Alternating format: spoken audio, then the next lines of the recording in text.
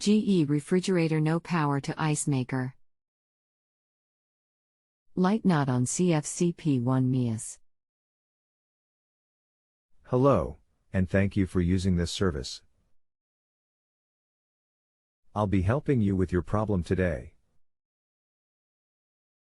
So this is a low voltage ice maker. If the light on your ice maker isn't on, you really just need to replace the ice maker itself.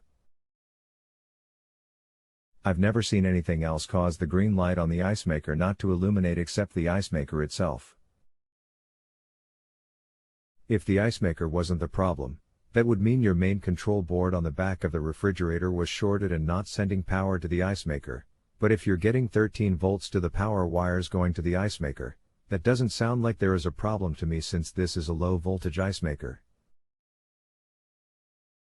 Below is a link to the ice maker you'd need for this unit.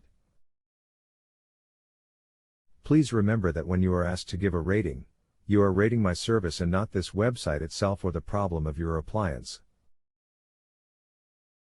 CFCP1 NIAS. This 120V ice maker.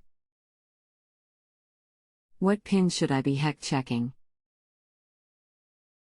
I couldn't say without being there and seeing your schematic. But you can test any of the pins to ground when the door is shut, just one at a time to ground. And if you're really not getting power, then you'd need to replace the main control board. I'm not saying that it can't happen, but I've definitely never seen the control board cause this problem before. If you have a home improvement or appliance question and want to chat with an expert now, visit justanswer.com/YTHI.